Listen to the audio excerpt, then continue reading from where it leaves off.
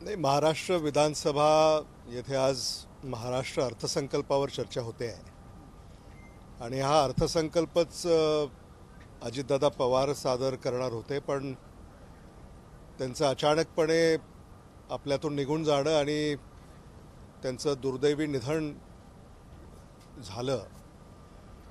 मुळामध्ये महाराष्ट्र राज्याचे तत्कालीन उपमुख्यमंत्री अजितदादा पवार यांचं अपघाती निधन झालं.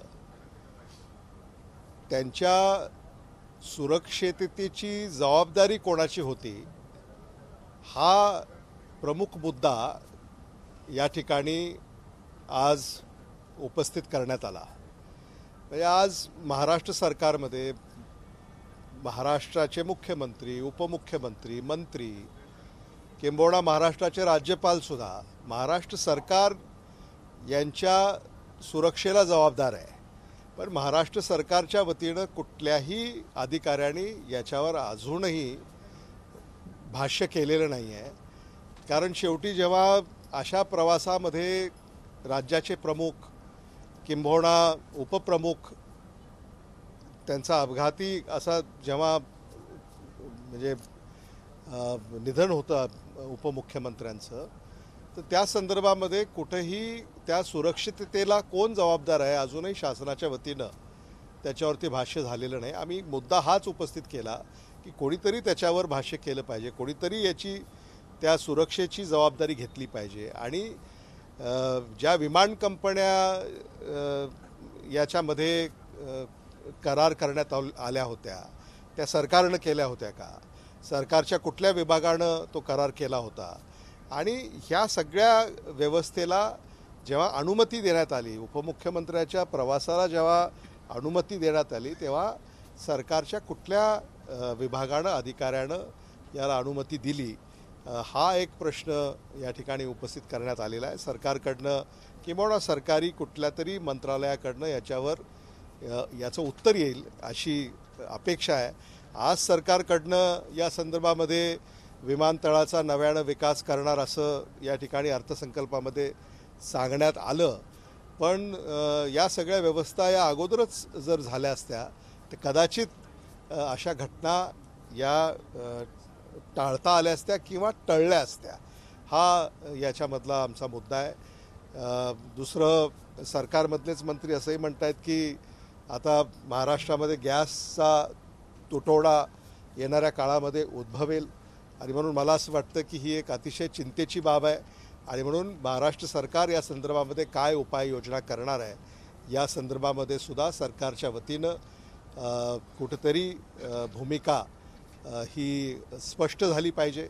आणि महाराष्ट्राच्या या अर्थसंकल्पामध्ये $1 ट्रिलियन ची इकॉनॉमी ही महाराष्ट्राची आहे असं सरकारकडनं सांगण्यात येतं आहे. $5 ट्रिलियन अर्थव्यवस्थेकडे आम्ही वाटचाल करत आहोत असंही सांगण्यात येतं आहे. पण हे वस्तुस्थितीला धरून आहे असं आम्हाला वाटत नाही. आज महाराष्ट्र हा कर्जामध्ये बुडालेला आहे. 11 लाख कोटी रुपये इतकं कर्ज महाराष्ट्राच्या डोक्यावर उभं राहिलेलं आहे. मला असं वाटतं की या संदर्भामध्ये सरकार कुठेतरी राज्याची दिशाभूल करतं आहे हे मला या ठिकाणी म्हणावं लागेल. आणि एकंदरीतच या सगळ्या अर्थसंकल्पामध्ये जे काही सरकारच्या वतीनं या ठिकाणी सांगण्यात आलं ते दिशाभूल करणार आहे आणि महाराष्ट्राच्या जनतेच्या तोंडाला पाणी पुसण्यापलीकडं यातून काही निष्पन्न होतं आहे असं मला वाटत नाही. सर, तुम्ही हे पण म्हणालात की सत्ताधारी आमदारांना जे आहे ते 25 कोटी रुपये दिले जात आहेत आणि जे विरोधक आहेत त्यांच्या आमदारांना पैसे दिले जात नाहीयेत. पुन्हा एकदा हाच मुद्दा उपस्थित होतोय की भेदभाव केला जातोय का आमदार निधी वाटपामध्ये किंवा अर्थसंकल्पामध्ये? नाही, हे खरं आहे की जे आम्ही ऐकतोय की सत्ताधारी जे विधानसभा सदस्य आहेत त्यांना प्रत्येकी 25 कोटी रुपयाचा विकासाचा निधी राज्य सरकारनं या अर्थसंकल्पामध्ये मंजूर केला आहे, किंबहुना तशा तरतुदी या अर्थसंकल्पामध्ये करण्यात आलेला आहे.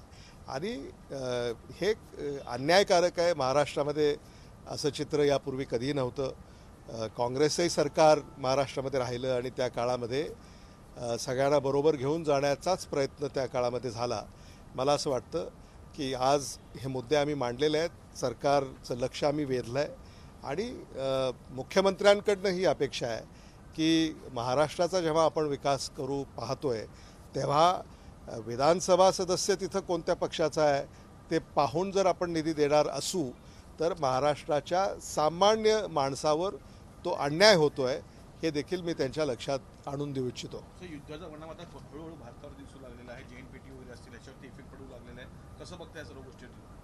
नाही, मला असं वाटतं परिस्थिती ही चिंताजनक आहे, कारण युद्ध हे किती दिवस चालेल, किती आठवडे चालेल, महिने चालेल हे सांगता येत नाही आहे. ज्या बातम्या आपल्यापर्यंत येत आहेत त्या अतिशय चिंताजनक आहेत आणि खरं म्हणजे भारतसुद्धा या संदर्भामध्ये भारताची भूमिका ही काही स्पष्टपणे पुढे आलेली नाही आहे. त्यामुळं हे युद्ध चर्चेनं थांबावं अशीच एक अपेक्षा आहे, कारण याच्यामध्ये अनेक देश अनेक राज्य होरपळून जाणार आहेत आणि म्हणून हा चिंतेचा विषय आहे. मला असं वाटतं की आपण यात म्हणजे मर्यादा आहेत यावर भाष्य करण्यासाठी, कारण जागतिक हा विषय आहे. त्यामुळं ह्या म्हणजे युद्धाचे जे काही परिणाम म्हणजे भारतावर आणि महाराष्ट्रावर होणार आहेत, वेळीच महाराष्ट्र सरकारनं हे ओळखून उपाययोजना करण्यासंदर्भामध्ये काहीतरी पावलं उचलली पाहिजे. गॅस कमतरतेमध्ये पुण्यामध्ये आत्ताच हॉटेल्स बंद होत आहेत, पाणीपुरी बंद होत आहेत, त्या व्यवसायावरती फरक पडतो?